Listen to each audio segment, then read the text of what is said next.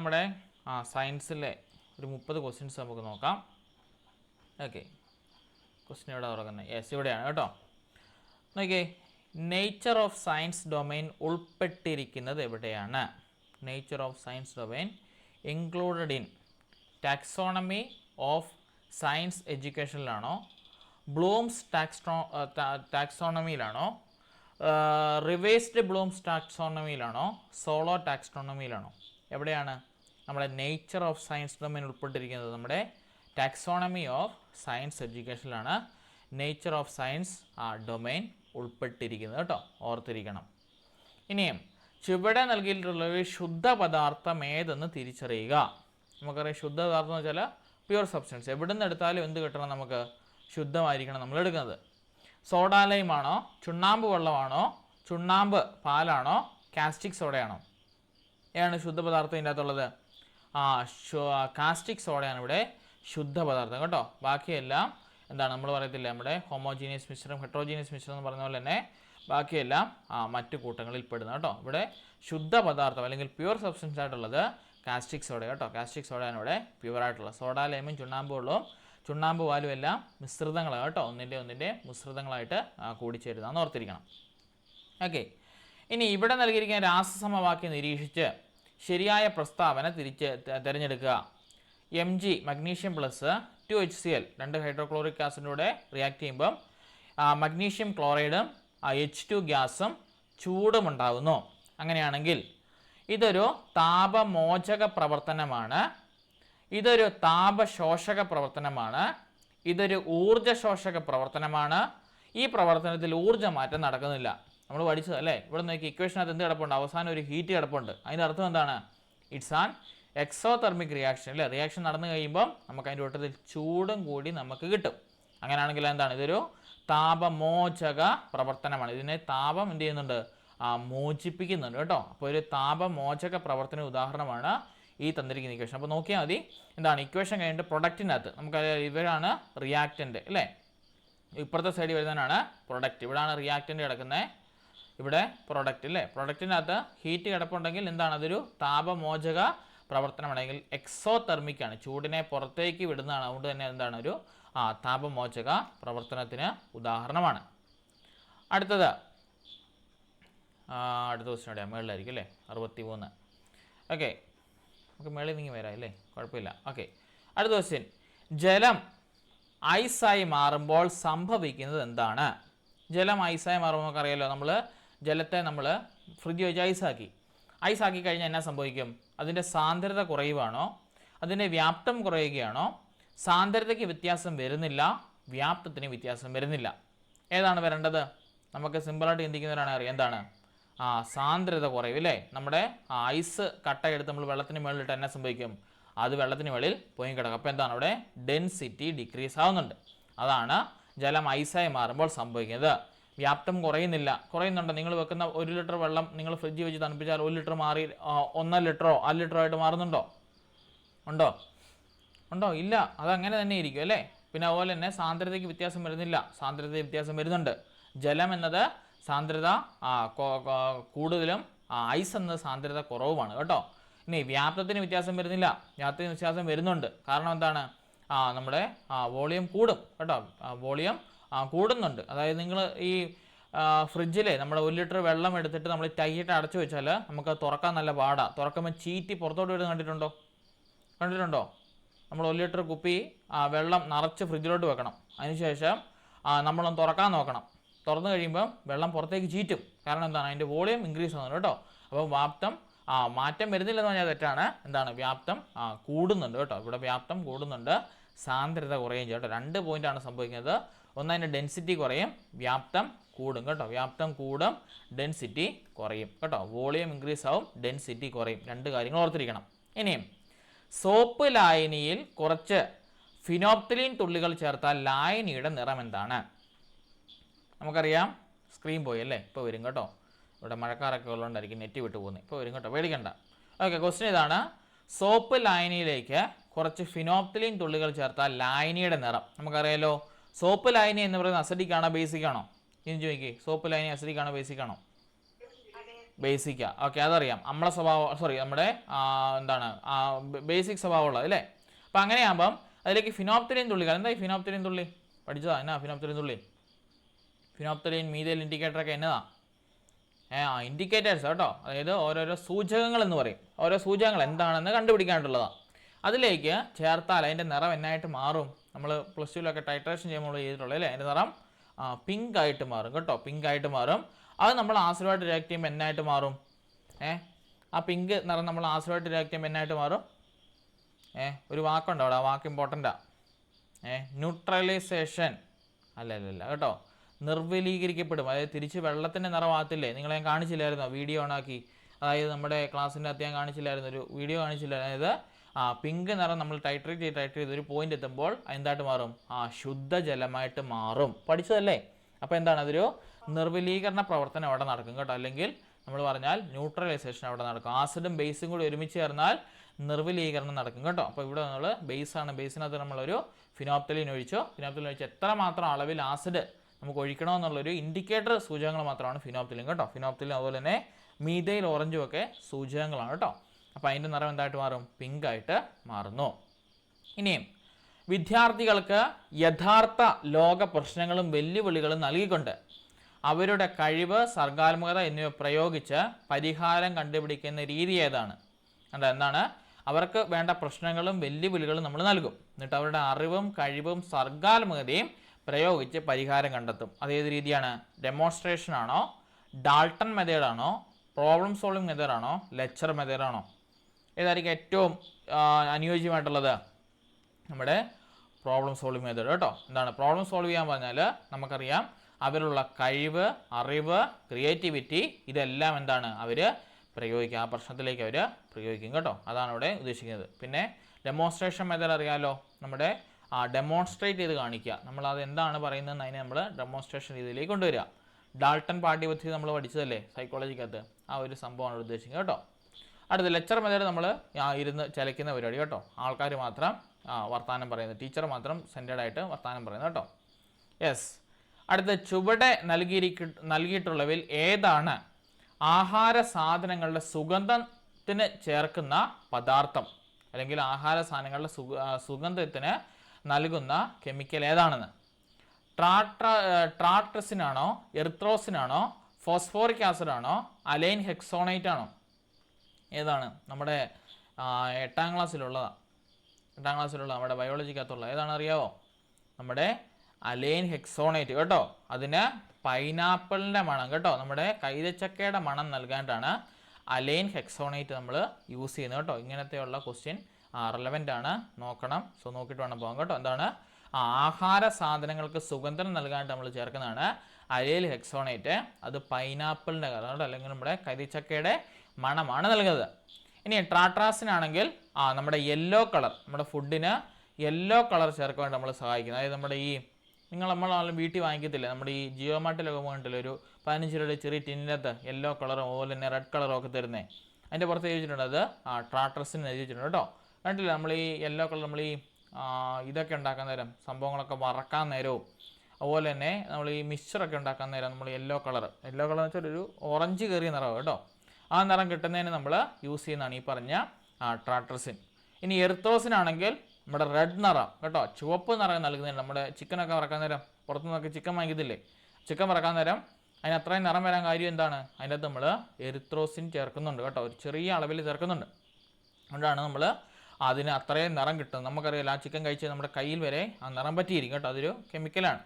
ഇനി phosphoric acid നമുക്കറിയാം, നമ്മുടെ സോപ്പ് അതുപോലെ തന്നെ പോളിഷ് അതുപോലെ തന്നെ ഡിറ്റർജൻറ്റ്, വാക്സസ് അല്ലേ, നമ്മുടെ ഈ കോസ്മെറ്റിക് സൈസിനകത്തുള്ള സാധനങ്ങൾക്കകത്തല്ലേ നമ്മളെന്താണ് മിക്കപ്പോഴും ഈ ഫോസ്ഫോറിക് ആസിഡ് ചേരുന്നുണ്ടായിരിക്കും കേട്ടോ. ഒരുപാട് തേച്ചാൽ സ്കിന്നിന് അഴുക്കാണ്. സോ അതുപോലുള്ള കോസ്മെറ്റിക് ഐറ്റംസ് ഒക്കെ യൂസ് ചെയ്യാതിരിക്കാൻ പ്രത്യേകം ശ്രദ്ധിക്കുക. അപ്പോൾ ഓർത്തിരിക്കണം, ട്രാട്രസിനാണെങ്കിൽ നമ്മുടെ ഭക്ഷണ പദാർത്ഥങ്ങൾക്ക് മഞ്ഞ നിറം നൽകുവാൻ, എറിത്രോസിനാണെങ്കിൽ ചുവപ്പ് നിറം നൽകുവാൻ, ഫോസ്ഫോറിക് ആസിഡാണ് നമ്മുടെ ഈ സോപ്പിൻ്റെ അകത്തും ഡിറ്റർജൻ്റ് അകത്തും വാക്സിൻ്റെ അകത്തും പോളിഷിനകത്തൊക്കെ നമ്മൾ യൂസ് ചെയ്യുന്നത്. അലൈൻ ഹെക്സോണേറ്റ് ആണ് നമ്മുടെ പൈനാപ്പിളിൻ്റെ സുഗന്ധം ഭക്ഷണ സാധനങ്ങൾ നൽകുവാനായിട്ട് നമ്മൾ യൂസ് ചെയ്യുന്നത് കേട്ടോ. ഓക്കെ. അടുത്തത്, ഒരേ ദിശയിലേക്ക് മാത്രം നീങ്ങാൻ കഴിയുന്ന സന്ധി ഏതാണ്? ഒരേ ദിശയിലേക്ക് മാത്രം നീങ്ങുവാൻ കഴിയുന്ന സന്ധി ഏതാണ്? ഇന്ന് ഗ്രൂപ്പിൽ വന്നായിരുന്നു. ഒരേ ദിശയിലേക്ക് വിജാഗിരി സന്ധി. എക്സാമ്പിൾ എവിടെ കിടക്കുന്നറിയോ? നിങ്ങളുടെ കൈമുട്ടും കാൽമുട്ടും ഒക്കെ അനക്കി നോക്കിയാൽ മതി.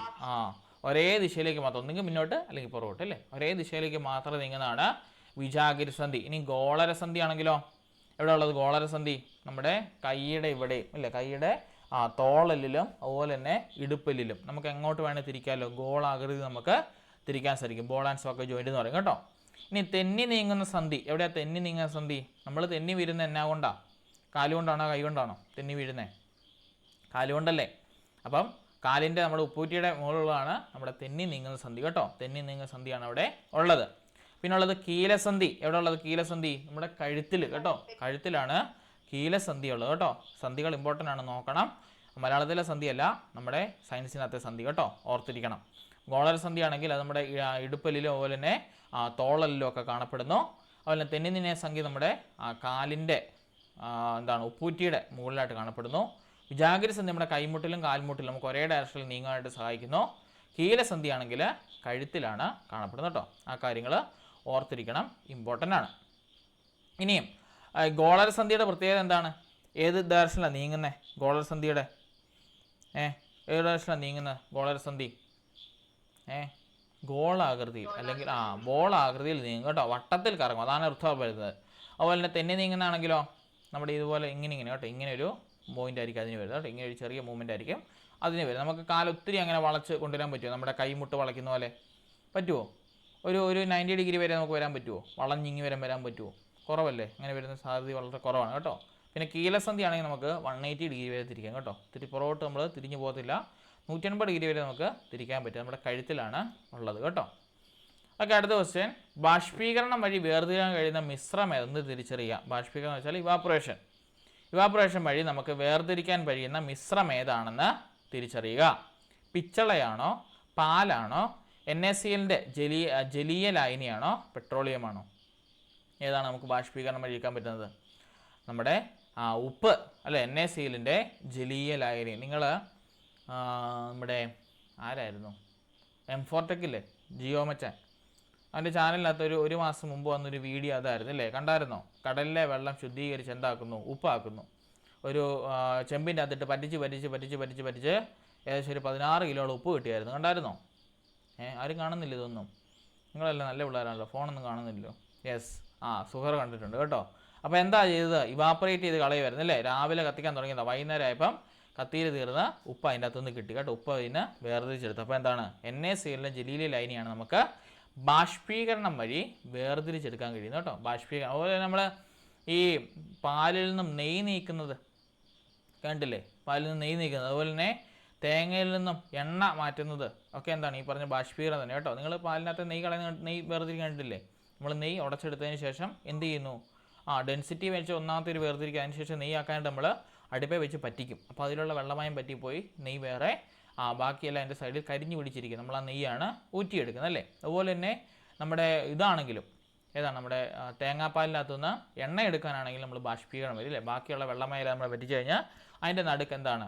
നമ്മുടെ എണ്ണ വന്ന് തടം കെട്ടിക്കിടക്കും. അതാണ് നമ്മുടെ എന്തായിട്ട് വരുന്നത്? എണ്ണയായിട്ട് കിട്ടുന്നത്. അത് നമ്മുടെ ബാഷ്പീകരണം കേട്ടോ. ഓക്കെ, അടുത്ത ക്വസ്റ്റ്യൻ. പ്രോട്ടീനുകളുടെയും ലിപ്പിഡുകളുടെയും സംവഹനത്തിനും പാക്കേജിനും ഉത്തരവാദിക്കപ്പെട്ട കോശാംഗം ഏതാണ്? പ്രോട്ടീനിൻ്റെയും ലിപ്പിഡുകളെയും, 8ാം ക്ലാസ്സിലുള്ള ടോപ്പിക്കാണ്. പ്രോട്ടീനിൻ്റെയും ലിപ്പിഡുകളുടെയും സംവഹനത്തിനും പാക്കേജിനും ഉത്തരവാദിത്തപ്പെട്ട കോശാംഗം ഏതാണ്? ഗോൾജി കോംപ്ലക്സ് കേട്ടോ. ഗോൾജി കോംപ്ലക്സ്, അതിൻ്റെ മറ്റ് പേരുകളാണ് ഇവിടെ എഴുതിയിട്ടിരിക്കുന്നത്. ഗോൾജി ബോഡി എന്നും ഗോൾജി അപ്പാറ്റസ് എന്നും ഒക്കെ പറയും കേട്ടോ. ക്വസ്റ്റ്യൻ പേപ്പർ മിക്കപ്പോഴും കാണപ്പെടുന്ന ഈ ഗോൾജി ബോഡിയും ഗോൾജി അപ്പാറ്റസും കേട്ടോ.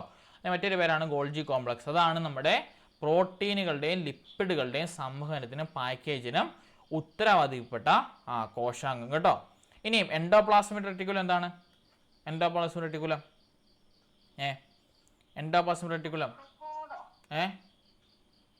കേട്ടില്ല.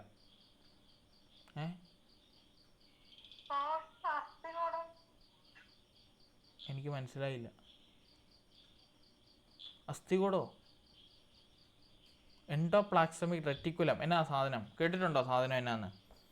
എൻഡോപ്ലാസ്മിക് റെറ്റിക്കുലം എന്ന് കേട്ടിട്ടുണ്ടോ? കേട്ടിട്ടുണ്ടോ എവിടെയെങ്കിലും? കേട്ടിട്ടുള്ള 8ാം ക്ലാസ് നമ്മൾ പഠിപ്പിച്ചതാ. എന്നാ സാധനം എൻഡോപ്ലാസ്മിക് റെറ്റിക്കുലം?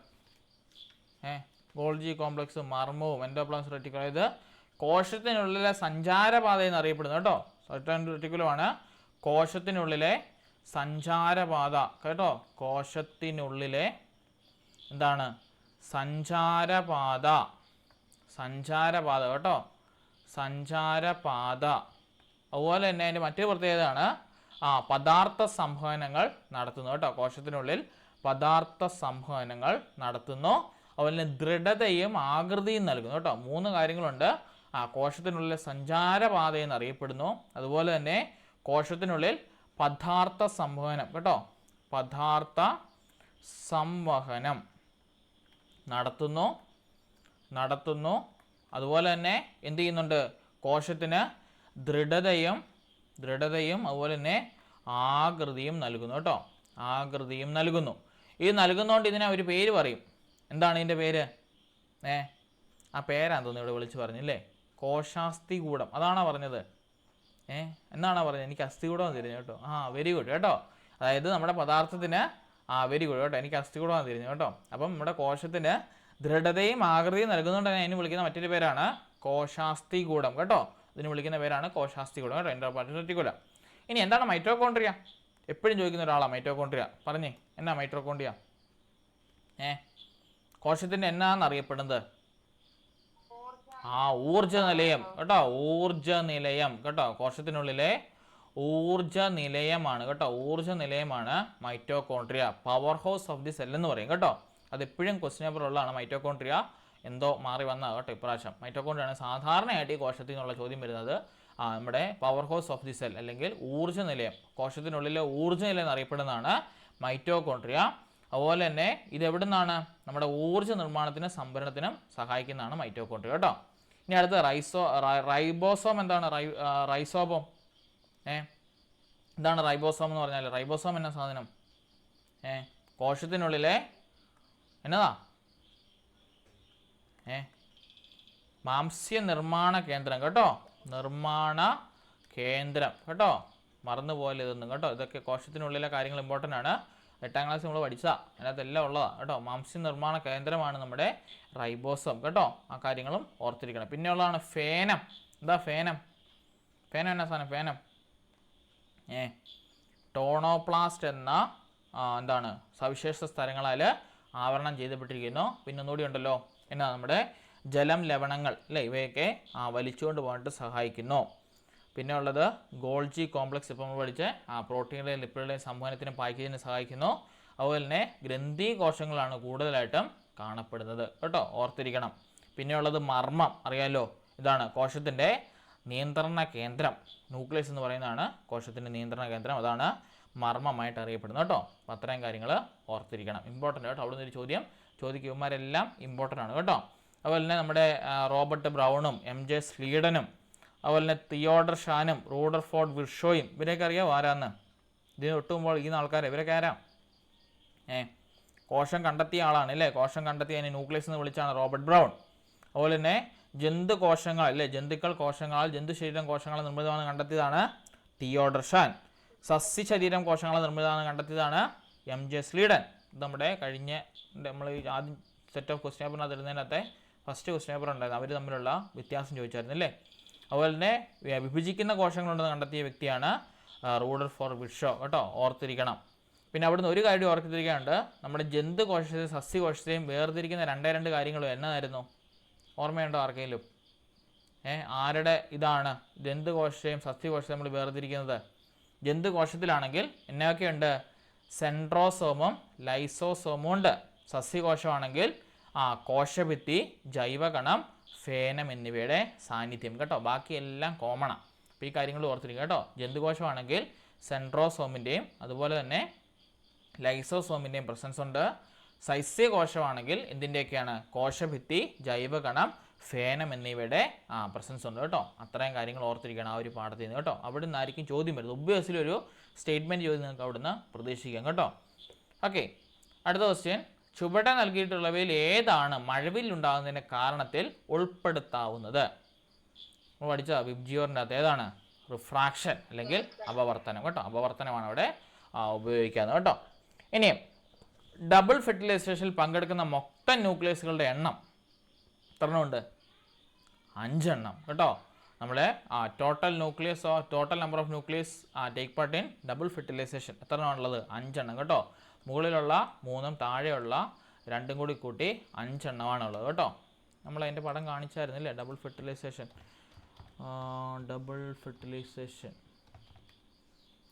ഓക്കെ. മുകളിൽ 3ഉം താഴെ 2ഉമാണെന്ന് തോന്നുന്നു. സൈഗോട്ടും അതുപോലെ തന്നെ താഴെ വരുമ്പോൾ എന്തായിരുന്നു? അവന്മാർ മുകളിൽ 3ൻ്റെ ആൾ 2 കണ്ടോ? സൈഗോട്ടും എൻഡോസ്പേം കൂടി കണ്ടോ? മുകളിൽ 3ഉം താഴെ 2ഉം ശരിയാവുന്നു കേട്ടോ. അപ്പോൾ നോക്കിയാൽ ഡബിൾ ഫെർട്ടിലൈസേഷനകത്ത് 3, 2, 5 എണ്ണം ഉള്ളത്. എൻഡോസ്പേമിൻ്റെ അകത്ത് 3 എണ്ണവും അതുപോലെ തന്നെ സൈഗോട്ടിൻ്റെ അകത്ത് 2 എണ്ണം കേട്ടോ. അങ്ങനെ ആകെ മൊത്തം എത്ര എണ്ണം ഉള്ളത്? 5 എണ്ണമാണ് ന്യൂക്ലിയസ് ആയിട്ടുള്ളത് കേട്ടോ ഡബിൾ ഫെർട്ടിലൈസേഷൻ്റെ അകത്ത് കേട്ടോ. യെസ്. അടുത്ത ക്വസ്റ്റ്യൻ. ഓക്കെ, അടുത്ത ക്വസ്റ്റ്യൻ ഇങ്ങനെ ചുമ്മാ നെറ്റിലെടുത്ത് അടിച്ച് നോക്കി നമുക്ക് ഉടനെ ഉത്തരം കിട്ടും കേട്ടോ. അടുത്തത്, ആമാശയത്തിൽ പ്രോട്ടീനുകൾ വിഘടിക്കപ്പെടുന്നതിന് കാരണമാകുന്ന എൻസൈം ഏതാണ്? ആമാശയത്തിൽ സത്യത്തിൽ ആമാശയത്തിൽ ചോദിക്കുന്ന ആമാശയത്തിലുള്ള ഏത് ആസിഡാണെന്ന് ചോദിക്കുന്നത് അല്ലേ? സാധാരണയായിട്ട് ക്വസ്റ്റ്യൻ പേപ്പർ കാണാം. അതേത് ആസിഡാ? അതേത് ആസിഡാ? ആമാശയത്തിൽ കാണപ്പെടുന്ന ആസിഡ് ഏതാസിഡാ? HCl അല്ലേ? അതാണ് മിക്കപ്പോഴും ചോദിച്ചിട്ടുള്ളത്. ഇതൊന്ന് മാറി വന്നാണ്. എന്താണ്? പ്രോട്ടീനിൻ്റെ അതുപോലെ തന്നെ പ്രോട്ടീനുകൾ വിഘടിക്കുന്നതിന് കാരണമാകുന്ന എൻസൈം ഏതാണ്? നമ്മുടെ പെപ്സിൻ കേട്ടോ. പെപ്സിനാണ് ഇവിടെ ഇതായിട്ടുള്ളത് കേട്ടോ. പെപ്സിനാണ് ഇതായിട്ടുള്ളത് കേട്ടോ. ഓർത്തിരിക്കണം ആ കാര്യങ്ങൾ. സാധാരണ ക്വസ്റ്റ്യൻ പേപ്പർ മിക്കപ്പോഴും കാണുന്നത് നമ്മുടെ ഇവനെയാണ് കാണപ്പെടുന്നത്. നമ്മുടെ ആരായിരുന്നു? HCl കേട്ടോ. ആമാശയത്തിൽ കാണപ്പെടുന്ന ആസിഡായിരുന്നു, ഹൈഡ്രോക്ലോറിക് ആസിഡാണ് കാണപ്പെടുന്നത്. അതാണ് മിക്കപ്പോഴും ചോദിച്ചിട്ടുള്ളത്. എന്തോ മാറി വന്നൊരു ക്വസ്റ്റ്യൻ പേപ്പറാണ് ഇത് കേട്ടോ. യെസ്. ഇനി അമോണിയ യൂറിയയിലേക്ക് പരിവർത്തനം ചെയ്യപ്പെടുന്ന മനുഷ്യശരീരത്തിലെ ഡാഷിൽ വെച്ചാണ്. എല്ലാവർക്കും അറിയാൻ നിർത്താം അല്ലേ? എവിടെ വെച്ചാൽ അമോണിയ നമ്മുടെ യൂറിയയിലേക്ക് പ്രവേശിക്കുന്നത്? കരളിൽ വെച്ച് കേട്ടോ. ലിവറിൽ വെച്ചാണ് പ്രവർത്തിക്കുന്നത് കേട്ടോ. ഓക്കെ, അടുത്ത ക്വസ്റ്റ്യൻ. അൽനിക്കോ എന്ന കാന്തിക വസ്തുവിൻ്റെ ഘടനമൂലങ്ങൾ അറിയാമല്ലോ. ഏതാ അൽനിക്കോ? പറഞ്ഞോ. അൽനിക്കോ എന്നാ? അൽനിക്കോ എന്നതാ? നമ്മുടെ കാന്തത്തിനകത്തുള്ളത് അല്ലേ? കാന്തത്തിനകത്തുള്ള അലൂമിനിയം, നിക്കൽ, കൊബാൾട്ട്, അയൺ ഏതാ വേണ്ടത്? AlNaSeO ഓപ്ഷൻ ബി കേട്ടോ. ഓപ്ഷൻ ബിയിലാണ് കിടക്കുന്നത് അലൂമിനിയം, നിക്കൽ, കൊബാൾട്ട്, അയൺ കണ്ടോ. അതായത് നമ്മുടെ കെമിക്കൽ ഫോർമുലാസ് അറിയാമോ ഇല്ലയോ നോക്കാനായിട്ടാണ് AlNaCO Fe എന്ന് കൊടുത്തത് കേട്ടോ. Al എന്ന് വെച്ചാൽ aluminium, Na nickel, CO cobalt, Fe iron. ഈ COയും CUനും CRനും അല്ലേ അവന്മാർക്കായിരുന്നു കുഴപ്പം ഇല്ലേ? അവന്മാരുടെ കുഴപ്പം എന്നായിരുന്നു? CO കൊബാൾട്ട് കേട്ടോ. അത് ക്രോമിയവും അതിന് അവന്മാർക്കായിരുന്നു പ്രശ്നമുള്ളത്. നമ്മുടെ ഇലക്ട്രോണിക് കോൺഫിഗറേഷൻ എഴുതിയപ്പം 2 പേരെ നമ്മൾ വ്യത്യാസപ്പെടുത്തി പഠിച്ചില്ല. അവന്മാരാരൊക്കെയായിരുന്നു? Fe iron. നമ്മൾ ഇത് പഠിച്ചില്ലായിരുന്നോ? നമ്മുടെ എന്തായിരുന്നു? 1s2 2s2 SPDF പഠിച്ചില്ലായിരുന്നോ? Electronic configuration. അതിനകത്ത് നമ്മൾ കണ്ടായിരുന്നില്ലേ 2 പേര് തെമ്മാടിത്തരം കാണിക്കുന്ന ആരായിരുന്നു? നമ്മുടെ CR CU അല്ലേ? CR CU കേട്ടോ. അതുപോലെ തന്നെ ക്രോമിയവും അതുപോലെ തന്നെ ഇവനുമാണ് CR ആൻഡ് CU കേട്ടോ. ക്രോമിയമാണ് നമ്മുടെ എന്ത് കാണിക്കുന്നത്? വ്യത്യാസം കാണിക്കുന്നത്. കാരണം അതിൻ്റെ ഹാഫ് ഫിൽഡ് സ്റ്റെബിലിറ്റി എന്താണ്? ഫില്ലാക്കാനായിട്ട് അവന്മാർ കയറി D ഷെല്ലി ഫില്ലാക്കിയിട്ട് SLലേക്ക് വരുന്നു കേട്ടോ. അതും റിപ്പീറ്റഡ് ആയിട്ട് ക്വസ്റ്റ്യൻ ആണ്. അതും വേണം നോക്കിയിട്ട് പോകാം കേട്ടോ. ഞാൻ CO പെട്ടെന്ന് കണ്ടപ്പോൾ കൊബാൾട്ട് അല്ല ക്രോമിയത്തിലേക്ക് പോയതാണ് ഉത്തരം കണ്ടോ കേട്ടോ. നമുക്കൊരു ആക്രാന്തം കാണുമല്ലോ, അങ്ങനെ പോയത് കേട്ടോ. ഓക്കെ, അടുത്ത ക്വസ്റ്റ്യൻ കണ്ടേ. ഒരു ദർപ്പണത്തിൻ്റെ പ്രതിഫലന പ്രതലത്തിൻ്റെ കേന്ദ്ര ബിന്ദു ഡാഷ് എന്നറിയപ്പെടുന്നു. എന്നതാണ് കേന്ദ്ര ബിന്ദു അറിയപ്പെടുന്നത്? പഠിച്ചതാ. കേന്ദ്ര ബിന്ദു എന്നാ സാധനം? പോൾ അല്ലേ? അതായത് ഇതാണെങ്കിൽ ഇതിൻ്റെ നടുക്കത്തെ ഇവനാണ് എന്തെന്ന് പറയുന്നത്? പോൾ എന്ന് പറയുന്നത്. ശരിയല്ലേ? അതായത് ഒരു ദർപ്പണത്തിൻ്റെ ഇതിപ്പോൾ ഇവിടെയാണ് പ്രതിഫലിപ്പിക്കുന്നതെങ്കിൽ, ഓക്കെ, ഇവിടെയാണ് പ്രതിഫലിക്കുന്നതെങ്കിൽ ഇതിൻ്റെ നടുക്കത്തെ ബിന്ദു ഏതാണ്? ഈ കിടക്കുന്ന ബിന്ദു. ഇതിനെ നമ്മൾ വിളിക്കുന്ന പേരാണ് പോൾ എന്ന് നമ്മൾ വിളിക്കുന്നത് കേട്ടോ. മറന്നുപോലെ ഇമ്പോർട്ടൻ്റ് ആണ്. ഇനി എന്താണ് വക്രതാ കേന്ദ്രം? എന്നതാ വക്രാ കേന്ദ്രം? ഇവനെ ഒന്ന് ഫില്ലാക്കിയാൽ മതി അല്ലേ? ഇവനെ ഇങ്ങനെ വട്ടത്തിൽ ഫില്ലാക്കിയാൽ ഇവനൊരു സെൻറ്റർ കാണുമല്ലോ അല്ലേ? ഈ ഒരു സർക്കിളിനൊരു സെൻറ്റർ ഉണ്ടല്ലോ. ഇതിന് പറയുന്ന പേരാണ് വക്രതാ കേന്ദ്രം. ഇനിയും എന്താണ് ഫോക്കസ് എന്ന് പറഞ്ഞാൽ? ഇതിൽ രൂപം പതിക്കണമെങ്കിൽ അല്ലേ, ഇതിനൊരു ഇത് കിട്ടണമെങ്കിൽ ഇതിൽ പല ഫോക്കസ് പലയിടത്തായിട്ട് കിട്ടും. നമ്മൾ വെട്ടം മാറ്റിയും മറിച്ചും ഒക്കെ നോക്കുന്നതനുസരിച്ച് പലയിടത്തായിട്ട് അതിന് പറയുന്ന പേരാണ് ഫോക്കസ് കിട്ടുക. അടുത്തത് വക്രത ആരം എന്താണ്? ഈ വക്രതാ കേന്ദ്രത്തിൽ നിന്നും നമ്മുടെ ഇതിലേക്കുള്ള ദൂരം, ഇതിന് പറയുന്ന പേരാണ് വക്രത ആരം കേട്ടോ. ഓർത്തിരിക്കണം, ഇതൊക്കെ മറന്നു പോകരുത് കേട്ടോ. നമ്മളന്ന് വരച്ചു പഠിപ്പിച്ചായിരുന്നു അല്ലേ, എന്തോ R/2 എന്നൊക്കെ പഠിച്ചായിരുന്നു അല്ലേ. അതായത് ഇതിനെ മൊത്തം ഡയമീറ്റർ എടുത്താൽ അതിനെ നമ്മൾ റേഡിയസിൻ്റെ എന്താണ് നമ്മുടെ ഇതിനെ നമ്മൾ ഹാഫായിട്ട് എടുത്താൽ ഇതിൻ്റെ പകുതി കിട്ടുമെന്നൊക്കെ പഠിച്ചതാണ്, മറന്നുപോലെ കേട്ടോ. അപ്പോൾ ഇവിടെ വന്ന് എന്താണ്, ഒരു ദർപ്പണത്തിൻ്റെ പ്രതിഫലന പ്രതലത്തിൻ്റെ കേന്ദ്ര ബിന്ദുവായിട്ട് അറിയപ്പെടുന്ന എന്താണ്, നമ്മുടെ പോളാണ് കേട്ടോ. ഇനിയും ഒരു വാതകം അത് ഉൾക്കൊണ്ടിരിക്കുന്ന പാത്രത്തിൻ്റെ ഒരു ചതുരശ്ര യൂണിറ്റ് പ്രതലത്തിൽ പ്രയോഗിക്കുന്ന ബലത്തിൻ്റെ അളവ് ഡാഷ് എന്ന യൂണിറ്റിലാണ് പ്രകടിപ്പിക്കുന്നത്. ഏതാണ്? പാസ്കൽ കേട്ടോ. അപ്പോൾ ഓർത്തിരിക്കണം, ഒരു വാതകം അതായത് ഒരു ഗ്യാസ് എന്താണ്, അത് ഉൾക്കൊണ്ടിരിക്കുന്ന പാത്രത്തിൻ്റെ എന്താണ്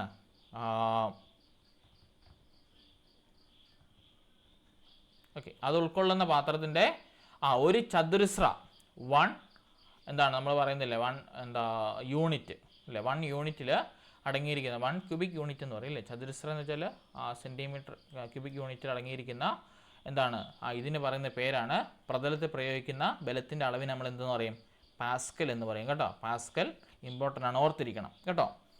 അടുത്തത്, ഒരു നിശ്ചിത താപനിലയിൽ പരമാവധി ലയിച്ചു ചേർന്നിട്ടുള്ള ലായിനി ഡാഷ് എന്നറിയപ്പെടുന്നു. പഠിച്ച ടെക്സ്റ്റ് ബുക്കിൽ അതേ ക്വസ്റ്റ്യനാണ്. ഏതാണ്? പൂരിത ലായിനി. ശരിയാ കേട്ടോ. എന്താണ് പൂരിത ലായിനി എന്ന് വെച്ചാൽ നമുക്കറിയാം, ഒരു നിശ്ചിത താപം, ഇപ്പോൾ നമ്മൾ എന്താ വെള്ളം ചൂടാക്കാൻ അത് പഞ്ചസാര റെഗുലർ ഇട്ടുകൊണ്ടിരുന്നത് എന്താണ്, അത് സാച്ചുറേറ്റഡ് ആയിട്ട് മാറും അല്ലേ. പഞ്ചസാര കുറേ നേരത്തേക്ക് അലിഞ്ഞലിഞ്ഞ് പോകും. പക്ഷെ നമ്മൾ അതിൽ കൂടുതൽ ഇട്ടാലാണ് എന്ത് സംഭവിക്കുന്നത്, അത് നമ്മുടെ അലിയാതെ പിന്നെ കിടക്കുന്നത്. ശരിയല്ലേ? നമ്മൾ ശർക്കരയും പഞ്ചസാരയൊക്കെ ഡെയിലി നമ്മൾ ഉരുക്കുന്ന ആൾക്കാരല്ലേ. അപ്പോൾ അവിടെ എന്താ, നമ്മൾ പഞ്ചസാര ഒരുപാട് ഇങ്ങനെ ഇട്ടുകൊണ്ടിരുന്നാൽ എന്താണ്, അത് പൂരിത ലായനിയായിട്ട് ഇറങ്ങും. ഈ പൂരിത ലായനിക്ക് തൊട്ട് മുമ്പുള്ള സ്റ്റേജാണ് എന്ത്, ഏതാണ്? പൂരിത ലായനിക്ക് തൊട്ട് മുമ്പിലുള്ള സ്റ്റേജാണ് അപൂരിത ലായനി. കുറഞ്ഞ അളവിൽ മാത്രമുള്ളതാണ് അപൂരിത ലായനി. കൂടിയ അളവിൽ എന്താണ്, ഒരു നിശ്ചിത താപനിലയിൽ പരമാവധി അളവ് ലയിച്ചു ചേർന്നിട്ടുള്ള ലായനി അറിയപ്പെടുന്നതാണ് നമ്മുടെ പൂരിത ലായനി. പിന്നെ അതുപോലെ തന്നെ ഗാഢ ലായനി വെച്ചാൽ കോൺസെൻട്രേറ്റഡ് ഉള്ള സൊല്യൂഷൻ, നമുക്കല്ലോ കോൺസെൻട്രേറ്റഡ് സീലും കോൺസെൻട്രേറ്റഡ് ഹൈഡ്രോക്ലോറിക് ആസിഡും നൈട്രിക് ആസിഡും ഒക്കെ നമ്മുടെ ലാബിലുണ്ടല്ലോ, അതിനെ ഗാഢ ലായനി എന്ന് പറയും കേട്ടോ. അതായത് അതിൻ്റെ മൊത്തത്തിൽ അതിനെ ഗാഢമായിട്ട് കോൺസെൻട്രേറ്റഡ് ആയിട്ട് മൊത്തത്തിൽ നമ്മൾ അരിച്ചെടുത്തുകൊണ്ട് വരുന്നതാണ് ഗാഢ ലായനി. നേർപ്പിച്ച ലായനി എന്ന് പറഞ്ഞാൽ ഈ ഗാഢ ലായനി നമ്മൾ ലയിപ്പിച്ചെടുക്കുന്നു കേട്ടോ. അതിൻ്റെ സിമ്പിളായിട്ട് എക്സാമ്പിൾ റബ്ബർ ഷീറ്റ്, ഇവിടെ കോട്ടയം ഏരിയ ആയിട്ട് റബ്ബർ ഷീറ്റ് അടിക്കുന്നവരുണ്ടെങ്കിൽ റബ്ബർ ഷീറ്റിന് നമ്മൾ ഒഴിക്കുന്ന ആസിഡ് ഏതാണ്? റബ്ബർ ഷീറ്റ് ഒഴിക്കാണ്ട് യൂസ് ചെയ്യുന്ന ആസിഡ് അറിയാവോ? റബ്ബർ ഷീറ്റ് അടിക്കാൻ ഒഴിക്കുന്ന ആസിഡ് ഏതാണ്? റബ്ബർ ഷീറ്റിന് ഒഴിക്കുന്ന ആസിഡ് ഏതാണ്? ഓപ്ഷനോ? Acetic acid, citric acid, formic acid, HCl. അപ്പോൾ അറിയാം കേട്ടോ, ഫോർമിക് ആസിഡ്. ഫോർമിക് ആസിഡാണ് നമ്മൾ വാങ്ങിച്ചുകൊണ്ട് വരുന്നത്. ആ ഫോർമിക് ആസിഡ് അതിൻ്റെ ഫ്രണ്ട് ചോദിച്ചിട്ടുണ്ട്, formic acid this is an acid of concentrated solution do dilute എന്ന് കൊടുത്തിട്ടുണ്ട്. അതായത് ആ അടപ്പ് തുറക്കുമ്പോൾ നമുക്ക് നല്ല സ്മെല്ലാണ് ഈ ആസിഡിൻ്റെ. അതിനെ നമ്മൾ ഡൈലൂട്ട് ചെയ്തെടുക്കുക ചെയ്യുന്നത് കേട്ടോ. ഒരടപ്പിന് നമ്മൾ 8 അടപ്പ് 10 അടപ്പ് വെച്ച് നമ്മൾ ഡൈലൂട്ട് ചെയ്തതിനെ എടുത്താണ് നമ്മൾ റബ്ബർ ഷീറ്റിനകത്ത് ഒഴിക്കുന്നത് കേട്ടോ. ഡയറക്റ്റ് ഒഴിച്ചാൽ എന്താണ്, നമ്മുടെ കൈ വരെ പൊള്ളാനുള്ള സാധ്യതയുണ്ട് കേട്ടോ. പ്രത്യേകിച്ച് ഈ ലാബിലൊക്കെയുള്ള അസറ്റിക് ആസിഡും നൈട്രിക് ആസിഡും സൾഫൂരിക് ആസിഡും ഒക്കെ ഡയറക്റ്റ് എടുത്ത് നമ്മുടെ കൈപ്പത്തിയിലോട്ട് ഒഴിച്ചാൽ കിഴിഞ്ഞിപ്പറേ വരും കേട്ടോ. അതുകൊണ്ടാണ് അവിടെ എപ്പോഴും ഒരു ഫോഴ്സെപ്സും അതുപോലുള്ള ഡ്രോപ്പറും ഒക്കെ വെച്ചിരിക്കുന്നത്. അധ്യാപകരായ നമ്മളാണെങ്കിലും അതിനുള്ള പ്രിക്കോഷൻസ് എടുത്തിട്ട് മാത്രമേ ലാബിലൊക്കെ കയറി വല്ലതൊക്കെ ചെയ്യാവുള്ളൂ കേട്ടോ. പ്രശ്നമാകും കേട്ടോ. ഓക്കെ, ആസിഡ് വിക്ടിംസിനൊക്കെ കാര്യം അറിയാമല്ലോ. ഓക്കെ, അങ്ങനെയാണെങ്കിൽ അടുത്ത ക്വസ്റ്റ്യൻ, ഒരു വ്യക്തി എയിൽ നിന്നും ബിയിലൂടെ സിയിലേക്ക് യാത്ര ചെയ്യുന്നതിൻ്റെ 2 സാഹചര്യങ്ങൾ ചിത്രീകരിച്ചിരിക്കുന്നു. ചിത്രം നിരീക്ഷിച്ച് അനുബന്ധമായ ചേർത്തിട്ടുള്ള പ്രസ്താവനകൾ ശരിയായി തിരഞ്ഞെടുക്കുക. ഒന്നാമത് നമുക്ക് കാണാം, എയിൽ നിന്ന് ബിയിലോട്ട് 60 മീറ്റർ, ബിയിൽ നിന്ന് സിയിലേക്ക് 40 മീറ്റർ, എയിൽ നിന്ന് സിയിലേക്ക് 80 മീറ്റർ. രണ്ടാമത്തെ ആണെങ്കിൽ എയിൽ നിന്ന് ബിയിലേക്ക് 60 മീറ്റർ, ബിയിൽ നിന്ന് സിയിലേക്ക് 40 മീറ്റർ. ചോദ്യം നോക്കണം, ശരിയായ പ്രസ്താവനയാണ് തിരഞ്ഞെടുക്കേണ്ടത്. ചിത്രം 1 പ്രകാരമുള്ള ദൂരം ചിത്രം 2-നേക്കാളും കുറവാണ്. ചിത്രം 1 പ്രകാരമുള്ള ദൂരം ചിത്രം 2-നേക്കാളും കൂടുതലാണ്. ചിത്രം 1 പ്രകാരമുള്ള സ്ഥാനാന്തരണം ചിത്രം 2 പ്രകാരമുള്ള സ്ഥാനാന്തരത്തിനേക്കാളും കുറവാണ്. ചിത്രം 1 പ്രകാരമുള്ള സ്ഥാനാന്തരണം 2-നേക്കാളും കൂടുതലാണ്. ഏതാണ് വരേണ്ടത്? നിങ്ങളിങ്ങനെ ഓപ്ഷൻ കണ്ട് നിങ്ങൾ സ്ഥാനാന്തരണം എടുക്കുമോ ദൂരം എടുക്കുമോ? അതിലേതെടുക്കും? അത് ആദ്യം പറ.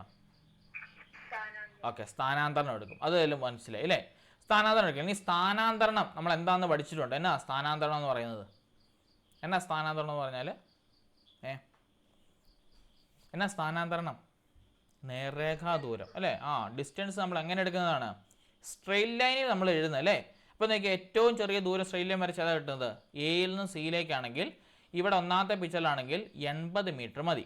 രണ്ടാമത്തെ പിക്ചറിലാണെങ്കിലോ 60ഉം 40ഉം 100 മീറ്റർ പോകണം. അപ്പോൾ എന്താ അർത്ഥമാക്കുന്നത്, ചിത്രം 1 പ്രകാരമുള്ള സ്ഥാനാന്തരണം 2നേക്കാളും കുറവാണ്. അതേതോ ഓപ്ഷനിലുള്ളത്, ഓപ്ഷൻ സി. കണ്ടോ, ഇങ്ങനെ ചൂസ് ചെയ്ത് പോയാൽ മതി കേട്ടോ.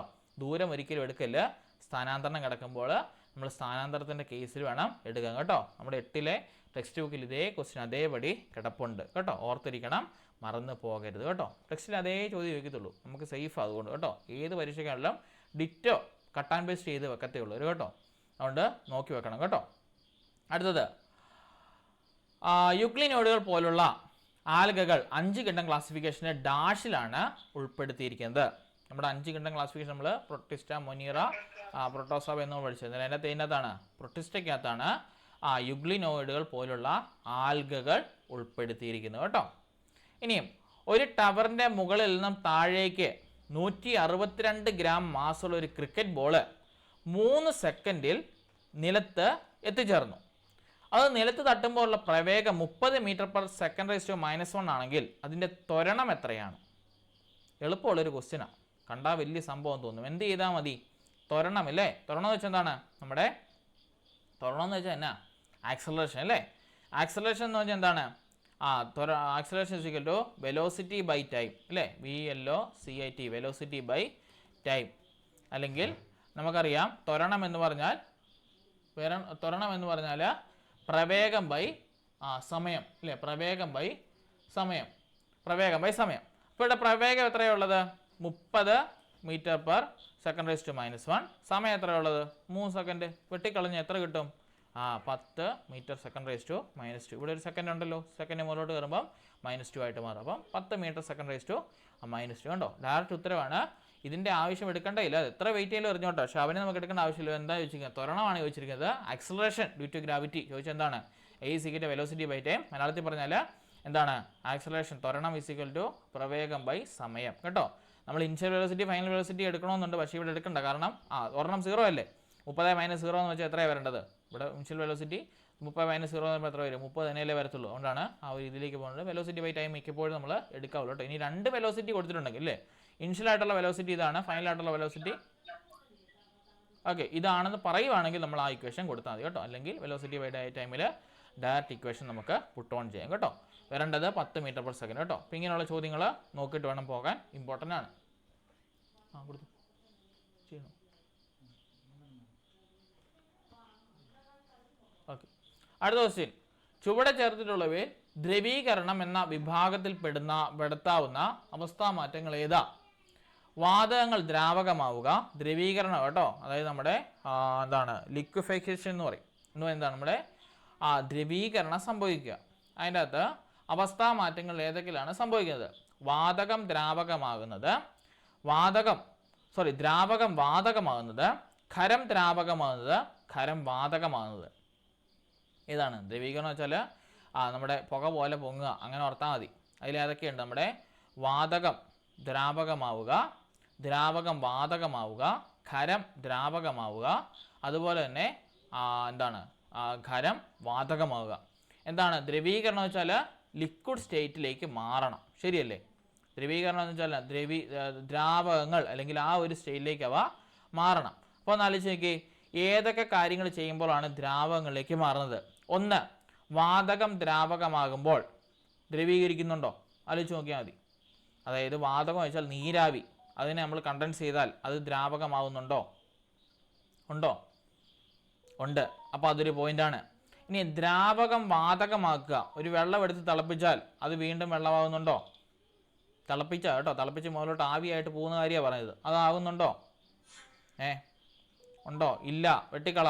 അടുത്തത് ഖരം ദ്രാവകമാകുമ്പോൾ, ഖരം എങ്ങനെയാണ് ദ്രാവകമാകുന്നത്? നമുക്കറിയാലോ, ഐസിനെ എടുത്തിട്ട് ചൂടാക്കുക, ഐസിനെ ചൂടാക്കിയാൽ എന്തായിട്ട് മാറും? വെള്ളമായിട്ട് മാറത്തില്ലേ? അപ്പോൾ അവിടെ ദ്രവ്യമാകുന്നില്ലേ? അപ്പോൾ ആ പോയിന്റ് ശരിയാണ്. ഇനിയും ഖരം വാതകമാകണം, ഐസിനെ എങ്ങനെയാണ് വാതകമാക്കുന്നത് പറഞ്ഞേ? അതിനൊരു മെത്തേഡ് പറയും. എന്താണ്? നമ്മുടെ ഖരത്തെ നമ്മൾ സോളിഡ് ആയിട്ടുള്ള സാധനത്തിന് നമ്മൾ ഗ്യാസ് ആക്കുന്നതിന് പേര് പറയും. എന്താണ്? എന്നാ എൻ്റെ പേര് അറിയത്തില്ലേ? കഴിഞ്ഞ പരീക്ഷയ്ക്ക് ഉണ്ടായിരുന്ന ക്വസ്റ്റ്യനാണ് കേട്ടോ. ശാലിനി എന്താ പറഞ്ഞല്ലോ? ഉത്പതനം ആണോ? ഉത്പാദനം അല്ലെങ്കിൽ സബ്ലിമേഷൻ എന്ന് പറയും കേട്ടോ. എൻ്റെ എക്സാമ്പിൾ പറയുമോ? നമ്മുടെ നാഫ്തലീൻ ബോൾസ് കേട്ടോ. നമ്മുടെ നാഫ്തലീൻ ബോൾസ്, നമ്മളെ കർപ്പൂരം കത്തിക്കത്തില്ലേ? കർപ്പൂരം ഈ നാഫ്തലീൻ എന്ന് പറയുന്നത്, അല്ലെങ്കിൽ നമ്മുടെ പാറ്റാഗുളിക. അത് കത്തിച്ചാൽ എന്നാ സംഭവിക്കും? ഖരമായിട്ടുള്ള അവസാനം അല്ലേ, അതിനെ നമ്മൾ കത്തിച്ചാൽ നേരിട്ട് വാതകമായിട്ട് പൊങ്ങിപ്പോവും. അപ്പോൾ എന്താണ്? ഉത്പതനം എന്ന് പറയും കേട്ടോ. ഖരം നേരിട്ട് വാതകമാകുന്ന പ്രക്രിയ കഴിഞ്ഞ പരീക്ഷാപേപ്പറിലുണ്ടായിരുന്നു. അതേതാണ്? നമ്മുടെ ഉത്പതനം. അത് ഖരം ദ്രാവകമായിട്ട് മാറുന്നതാണ്. ഓർത്തിരിക്കണം, ഇമ്പോർട്ടൻ്റ് ആണ് കേട്ടോ. അപ്പോൾ ഇവിടെ എന്തൊക്കെയാണ്? 1ഉം 3ഉമാണ് ഉള്ളത് കേട്ടോ. ഈ ഒരു ക്വസ്റ്റ്യൻ കണ്ടോ, ദ്രവീകരണം, അതായത് ദ്രാവകമായിട്ട് മാറണം.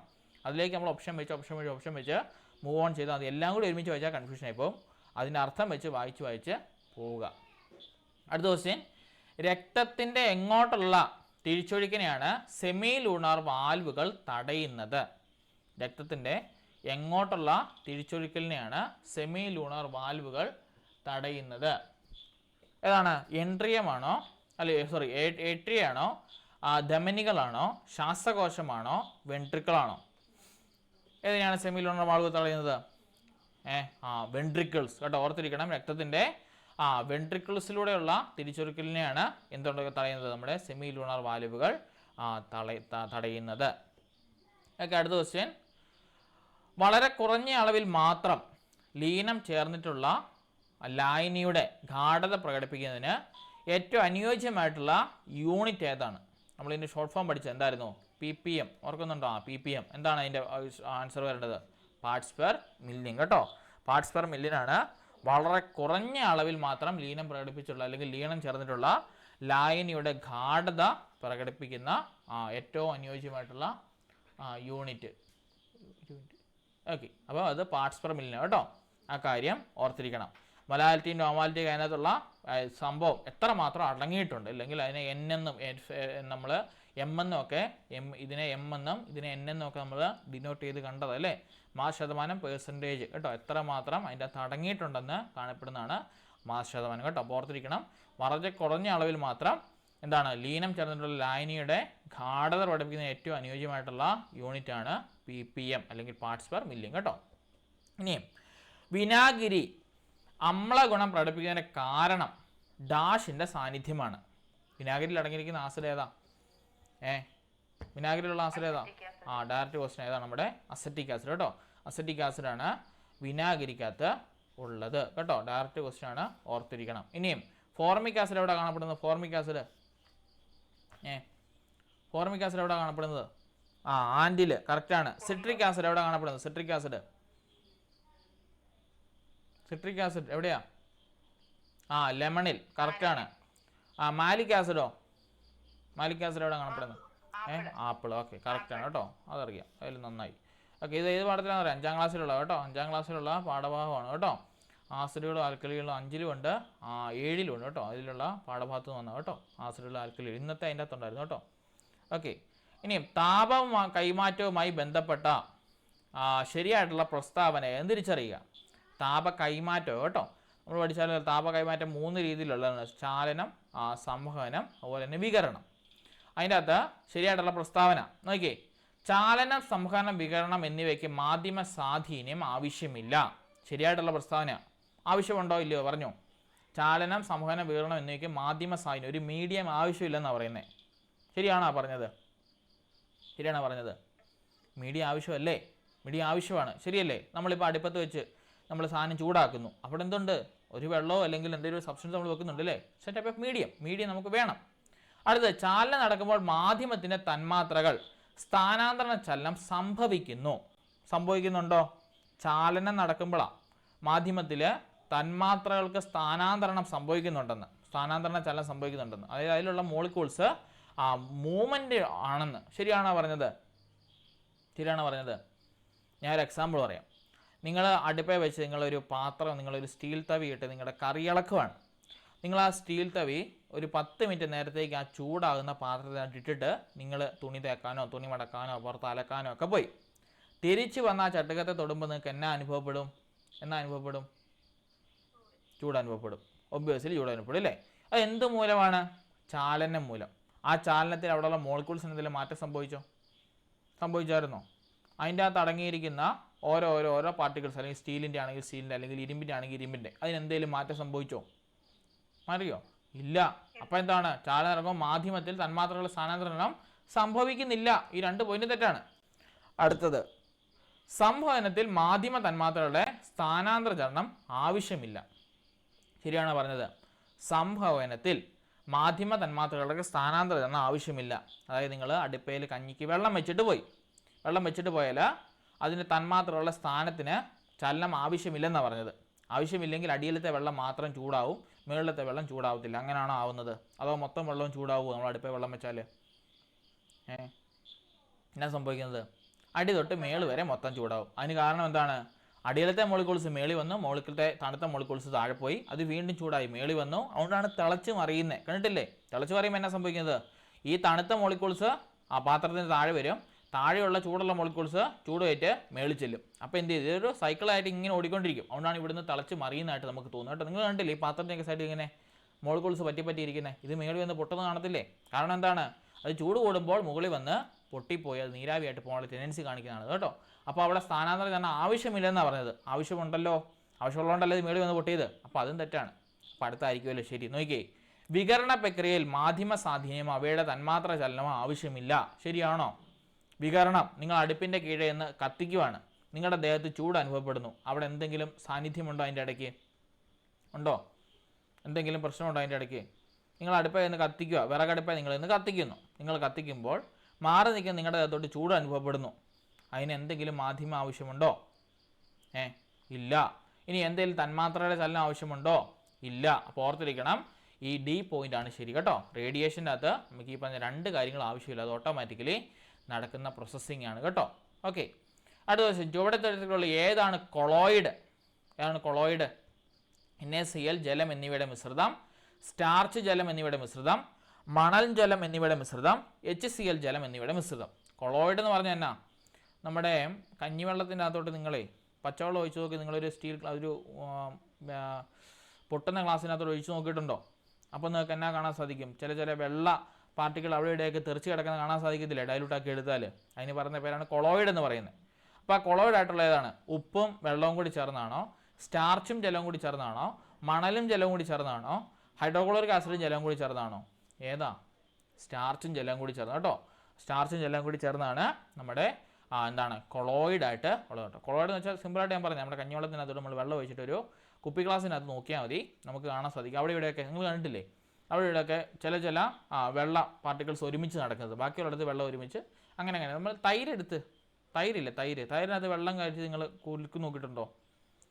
അത് നിങ്ങൾക്ക് വെള്ള ഗ്ലാസ്സിനകത്ത് വെച്ച് നമുക്ക് കൃത്യമായിട്ട് കാണാൻ പറ്റും. അല്ലെങ്കിൽ നമ്മുടെ തൈര് ഒരു ദിവസം സ്റ്റില്ലായിട്ട് വെക്കണം, അതിൻ്റെ മേളിൽ വെള്ളം ഒറ്റയ്ക്ക് വന്ന് കിടക്കുന്നത് കാണാൻ മേലേ. അതിൻ്റെ തൊട്ട് താഴെ നമുക്ക് ആ വെള്ള പാർട്ടികൾ, തൈരിൻ്റെ കണ്ണുകൾ നമുക്ക് സെപ്പറേറ്റ് ആയിട്ട് കാണാമല്ലോ. അത് ഒരു ടൈപ്പുള്ള കൊളോയിഡ് കേട്ടോ. ആ കാര്യങ്ങൾ ഓർത്തിരിക്കണം.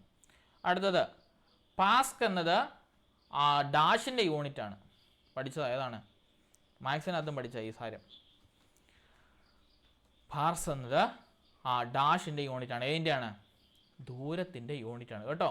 ദൂരത്തിൻ്റെ ഡിസ്റ്റൻസിൻ്റെ യൂണിറ്റാണ് പാസ്ക് എന്ന് പറയുന്നത് കേട്ടോ. ഓർത്തിരിക്കണം.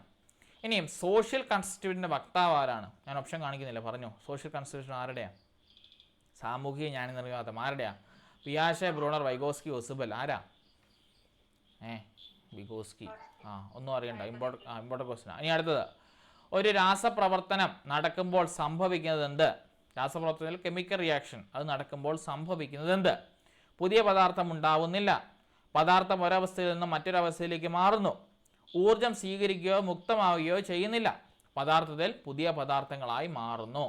നമ്മുടെ 6ാം ക്ലാസ്സിലെ തുടക്കം തന്നെ രാസപ്രവർത്തനങ്ങൾ എന്ന് പറഞ്ഞതിനകത്ത് നമ്മൾ പഠിക്കുന്നതാണ് ഫിസിക്കൽ റിയാക്ഷനും കെമിക്കൽ റിയാക്ഷനും ഇല്ലേ. അതായത് രാസപ്രവർത്തനം നടക്കുന്നതിൻ്റെ നമ്മൾ കണ്ടത് അല്ലേ, പുതിയ പദാർത്ഥങ്ങൾ ഉണ്ടായി മാറുന്നു. നിങ്ങളൊരു പേപ്പർ എടുത്ത് കത്തിക്കുക, പേപ്പർ എടുത്ത് കത്തിക്കുമ്പോൾ എന്നാ പറ്റും? പേപ്പർ ചാരമായിട്ട് മാറും, ശരിയല്ലേ? അപ്പോൾ എന്താണ്? പേപ്പർ എന്ന് പറഞ്ഞ സാധനം ചാരമായിട്ട് മാറി. അപ്പോൾ അവിടെ എന്നാ സംഭവിച്ചത്? ഒരു പദാർത്ഥം, ഒരു സബ്സ്റ്റൻസ് എന്ന് പറയുന്നത് മറ്റൊരു പദാർത്ഥമായിട്ട് മാറി. റിയാക്ഷൻ നടന്നു കഴിയുമ്പം മറ്റൊരു സബ്സ്റ്റൻസ് ആയിട്ട് മാറി. അതാണ് ഓർത്തിരിക്കണം കേട്ടോ. ഓർത്തിരിക്കണം, പുതിയ പദാർത്ഥങ്ങൾ ഉണ്ടാകുന്നില്ല, തെറ്റാണ്. പദാർത്ഥം ഒരവസ്ഥയിൽ നിന്ന് മറ്റൊരവസ്ഥയിൽ മാറുന്നു, ഒരവസ്ഥയിൽ നിന്ന് മറ്റൊരു അവസ്ഥയിൽ ഏതവസ്ഥ ഉദ്ദേശിക്കും? നമ്മുടെ solid liquid gas, fermionic condensation, ആ അവസ്ഥകളെ ഉദ്ദേശിക്കും കേട്ടോ.